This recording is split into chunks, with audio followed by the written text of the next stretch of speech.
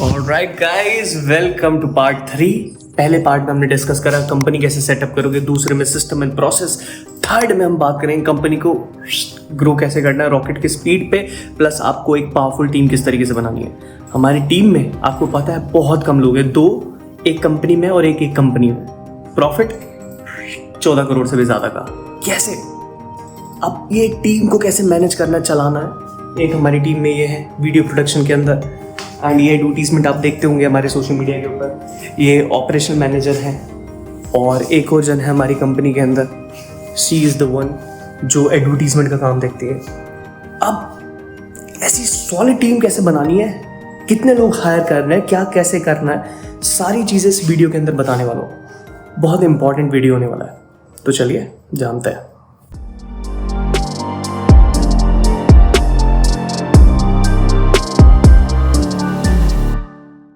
सबसे पहले हम बात करने वाले हैं टीम बिल्डिंग के बारे में और उसके बाद हम बात करेंगे स्केलिंग के बारे में।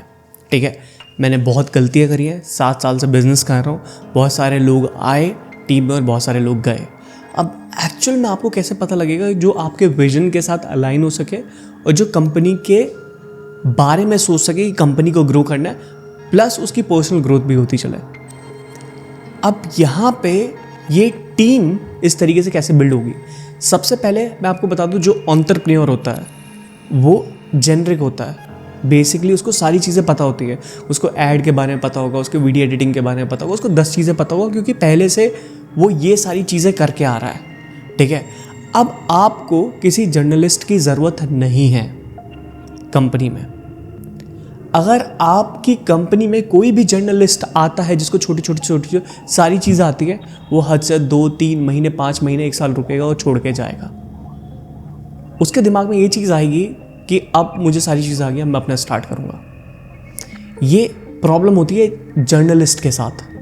नाउ जब आप किसी जर्नलिस्ट के साथ काम करते हो, उसको हायर करते हो ना, तो आप पूरी मशीन पे काम कर रहे हो, तो वो आपको देखता रहता है मशीन इस तरीके से काम कर रही है, इस तरीके से काम कर रही है, अब मुझे मशीन चलानी आ गई तो मैं अपनी भी बना के मशीन बेच सकता हूँ। ये गलती नहीं करनी है आपको। जब आप इस तरीके से काम करते हो ना, तो आप बहुत दिक्कत में पड़ जाते हो क्योंकि लोग आएंगे, सीखेंगे और सीख के चले जाएंगे, और ये बहुत सारे बिजनेस एंटरप्रेन्योर्स के साथ होता है। अब इसका सॉल्यूशन क्या है? इसका सॉल्यूशन बहुत ही सिंपल है कि जर्नलिस्ट आप हो। मैंने पहले वीडियो एडिटिंग करी है, मैंने पहले सेल्स करी है, मैंने खुद मार्केटिंग करी है, मैंने खुद थंबनेल बनाए, मैंने हर वो चीज़ करी है जो आज मेरी टीम में लोग काम कर रहे हैं, जो चीज़ें देख रहे हैं, मैनेज कर रहे हैं, वो सारी चीज़ें पहले मैंने खुद करी है। तो आई एम अ जर्नलिस्ट, मैं कोई स्पेशलिस्ट नहीं हूँ। अब मुझे एक बहुत ही सॉलिड इंसान चाहिए जो मेरी कंपनी को बहुत तेज़ी से ग्रो करा सके, लेकिन अलग अलग डिपार्टमेंट के स्पेशलिस्ट जो बहुत ही ज़्यादा प्रो हो और उन्हें टक्कर देने वाला मैं भी ना हूँ। अब यहाँ पे बात आ जाती है कि आपको स्पेशलिस्ट हायर करना है, जर्नलिस्ट गलती से भी हायर नहीं करना है। हमारी टीम में सारे स्पेशलिस्ट हैं। वीडियो एडिटिंग के लिए अलग स्पेशलिस्ट है, ऐड के लिए अलग स्पेशलिस्ट है और ऑपरेशन के लिए अलग स्पेशलिस्ट है। मैं ये सारे काम कर सकता हूँ लेकिन उनसे बेहतर नहीं कर सकता क्योंकि वो उस चीज़ को हर दिन बार बार रिपीट मोड पे कर रहे हैं, तो वो बहुत इफ़िशिएंट हैं, उनको पता है वो चीज़ कैसे होगी। तो आपको स्पेशलिस्ट के साथ काम करना है। Specialist they are like really focused. वो नहीं चाहते स्पेशलिस्ट कि बेसिकली वो पूरी मशीन के ऊपर काम करे। वो एक पार्ट को मैनेज करने में बहुत स्ट्रांग है और वो उस पार्ट को डोमिनेट कर पाएंगे।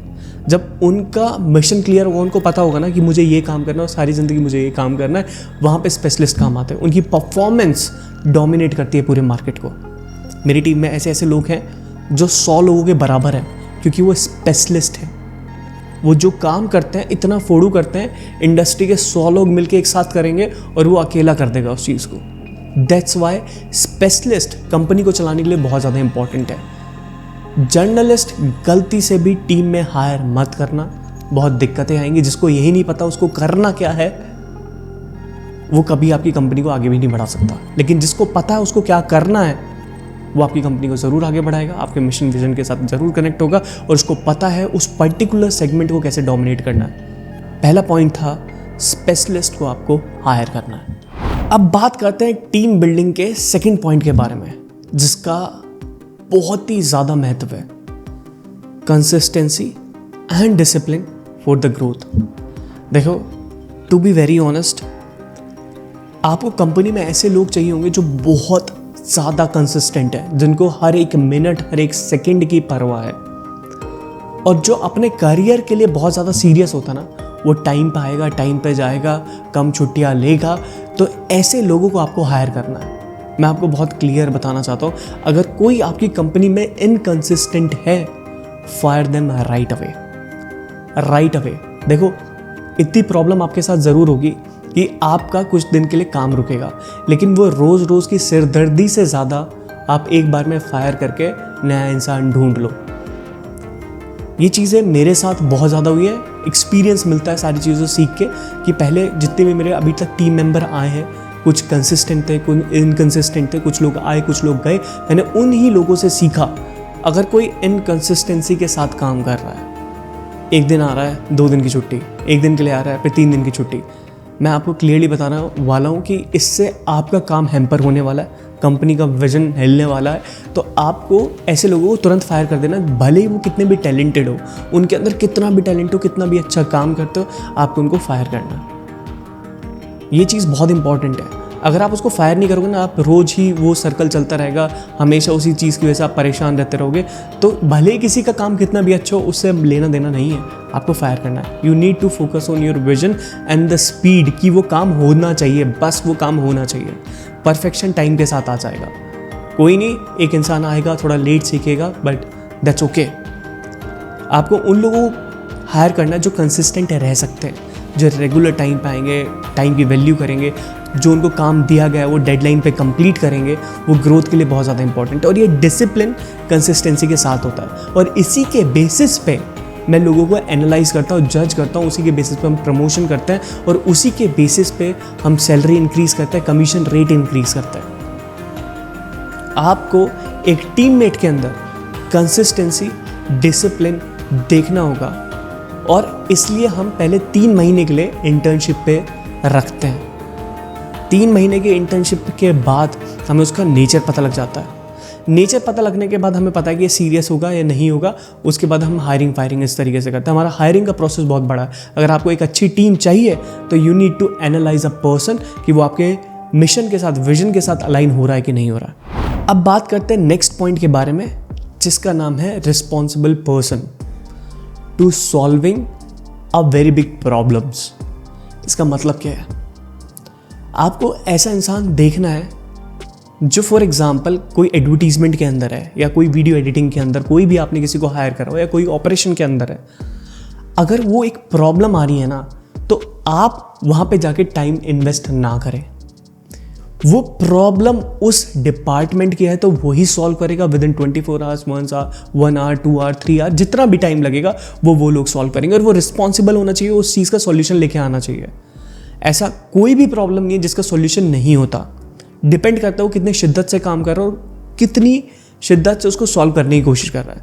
ऐसे लोग हायर करने हैं जो आपके ऊपर, सर ये नहीं हो रहा है तो आप देख लीजिए, ये नहीं हो रहा है तो आप देख लीजिए। अगर ऐसे लोग हैं, सबसे पहले उनकी छुट्टी करो। बहुत इंपॉर्टेंट है, क्योंकि आपके पास ऑलरेडी बहुत सारी चीज़ें क्रिएट करनी है, विजन है, मिशन है, आपको बहुत सारी चीज़ें करनी है। तो अगर आपके ऊपर काम आ रहा है तो वो चीज़ आपको नहीं देखनी है। इसलिए हमने स्पेशलिस्ट वाला पॉइंट रखा था कि आपको स्पेशलिस्ट हायर करना है। वो उनकी प्रॉब्लम जिस डिपार्टमेंट में आ रही है, वो खुद उनका इंटरेस्ट जगेगा कि इसको सॉल्व कैसे करना है, वो ऑटोमेटिकली खुद सॉल्व करेंगे, वो आपके पास भी नहीं आएंगे और आपकी प्रॉब्लम भी सॉल्व हो जाएगी, जो है वो कितनी भी बड़ी और कॉम्प्लेक्स प्रॉब्लम होगी। तो आपको ऐसे रिस्पॉन्सिबल लोगों को देखना है जो खुद जिम्मेदारी ले सके और खुद ही उसको सॉल्व कर सके, और वो चीज़ें आप तक ना आने दे, क्योंकि उनको पता होना चाहिए कि आपका टाइम कितना ज़्यादा इंपॉर्टेंट है। अब बात करते हैं नेक्स्ट पॉइंट के बारे में, जिसका नाम है monitor performance of a specialist. अब आप स्पेशलिस्ट की परफॉर्मेंस किस तरीके से मॉनिटर करोगे? क्या आपके काम में ग्रोथ हुई? फॉर एग्जाम्पल, अगर कोई इंसान ऑपरेशन के अंदर है और उसका ऑपरेशन बहुत अच्छा चल रहा है और वो बहुत स्मूथली काम कर रहा है और सारी टीम को उसने बहुत अच्छे से मैनेज करा हुआ है, तो मतलब ग्रोथ हो रही है, एक कैश फ्लो कंटिन्यूसली बना हुआ है। फॉर एग्जाम्पल, कोई बंदा किसी XYZ डिपार्टमेंट में, कोई सेल्स के अंदर है, लेकिन वो सेल्स नहीं लेके आ पा रहा है या इनकंसिस्टेंट उसकी सेल्स है, तो यहाँ पे हम परफॉर्मेंस ट्रैक कर सकते हैं कि ये इनकंसिस्टेंट है अपने काम के अंदर। चाहे वो वीडियो प्रोडक्शन के अंदर हो गया, चाहे वो एड्स के अंदर हो गया, हमें वहाँ पे खुद नज़र रखनी पड़ेगी, खुद ट्रैक करना पड़ेगा कि वो स्पेशलिस्ट किस तरीके से काम कर रहा है। क्या चाहे वो डिसिप्लिन के मैटर में हो गया, हॉलीडेज़ के मैटर में हो गया, परफॉर्मेंस के मैटर में हो गया, क्योंकि यहाँ पे जो सबसे ज़्यादा चीज़ मैटर करती है ना, वो परफॉर्मेंस करती है। और परफॉर्मेंस कब आएगी? जब आप कंसिस्टेंट और रेगुलर रहोगे। तो यहाँ पे आपको उन लोगों को हायर करना है जो कंसिस्टेंट हो, ये मैं पहले ही बता चुका हूँ, लेकिन आपको इनकी परफॉर्मेंस को मॉनिटर करना है, आपको इनको टाइम देना है, 2 महीने, 3 महीने, 4 महीने, 5 महीने। अगर आपको रिजल्ट नहीं दिख रहा है तो आपको फायर करना चाहिए। मुझे नहीं लगता कि आपको इम्प्रूवमेंट की चीज़ें देखनी चाहिए। अगर इम्प्रूवमेंट करना होता तो वो इंसान वो पहले ही देख लेता। तो यहाँ पे अगर आपका विजन बहुत बड़ा है, आपको बहुत बड़ी कंपनी क्रिएट करनी है, बहुत पैसे बनाने, प्रॉफिट बनाने, तो हायरिंग फायरिंग का प्रोसेस बहुत स्पीड से चलना चाहिए। लोग आते जाते रहते हैं टीम में, कंपनी में लोग आएंगे जाएंगे, बट आपको ये प्रोसेस को फास्ट रखना पड़ेगा, जब भी आप अपनी कंपनी को स्केल कर पाओगे, एक अच्छी टीम बिल्ड कर पाओगे। अब बात करते हैं टीम बिल्डिंग को कैसे स्ट्रॉन्ग किया जाए। आपके पेरोल्स इतने मजबूत होने चाहिए कि उसका सैलरी पे ध्यान भी ना जाए। अब जितना भी बिजनेस होगा ना, उसके अंदर आप कमीशन के पे आउट रखो। फॉर एग्जाम्पल, अगर किसी ने सेल्स करी है तो उसको सेल्स का कमीशन दो। अगर वो 100 सेल कर रहा है तो आप उस पर 2%, 3% या 4% या 10% कमीशन दे सकते हो। और वो इतना होना चाहिए कमीशन कि वो अपनी सैलरी को क्रॉस कर सके आराम से। तो उसका भी मन लगा, उसके लिए सैलरी कुछ नहीं होगी, उसके लिए जो मेन पार्ट रहने वाला है वो कमीशन रहने वाला है। वो कमीशन के लिए काम करेगा और मेहनत के साथ काम करेगा, अपने आप को इंडल्ज करेगा प्रोसेस के अंदर, देखेगा क्योंकि उसको ग्रो करना है, पैसे बनाना है, अपना करियर बनाना है, तो वो उस प्रोसेस के अंदर बहुत ज़्यादा इंडल्ज हो जाएगा। अब यहाँ पे हमारे जितने भी टीम मेंबर हैं, सबके परसेंटेज हमने डिवाइड करे हुए हैं। जितना भी बिजनेस आएगा वो उनको परसेंटेज मिलेगा, और साल के एंड में जितना भी बिजनेस होगा हम उस पर भी परसेंटेज दे रहे हैं, प्लस जो काम होगा महीने का वो भी परसेंटेज दे रहे हैं। तो यहाँ पे लॉन्ग टर्म तक इंसान रुक सकता है, क्योंकि बहुत कम कंपनियाँ इस तरीके से कमीशन पे रोल पे रखती हैं और बहुत कम लोग इस तरीके से करते हैं। अब यहाँ पे एक और चीज़ का पता लग जाएगा कि सामने वाला कितनी मेहनत कर रहा है, ये चीज़ भी मॉनिटर हो जाएगी। पिछले महीने कितनी सेल करी थी, इस महीने कितनी सेल करी है, तो वो चीज़ आप मॉनिटर कर सकते हो। पिछले महीने कितना कमीशन गया था, इस महीने कितना कमीशन गया है, कौन कितना काम कर रहा है, कितना काम नहीं कर रहा, वो सारी चीज़ आपको दिख जाएगी। जो लोग ज़्यादा कमीशन बना रहे हैं मतलब वो ज़्यादा मेहनत कर रहे हैं, जिनके पास कम कमीशन आ रहा है ना के बराबर मतलब वो कम काम कर रहे हैं। आपको ये चीज़ देखनी पड़ेगी वो अपनी परफॉर्मेंस में कितना इंडल्ज है। तो आपको ये चीज़ों को मॉनिटर करना पड़ेगा। आपको कमीशन पे आउट निकालना पड़ेगा कंपनी के अंदर, जिससे आप देख सकते हो, बता सकते हो इस महीने आपका इतना कमीशन गया, इस महीने आपका इतना कमीशन गया, इस महीने आपका इतना कमीशन गया।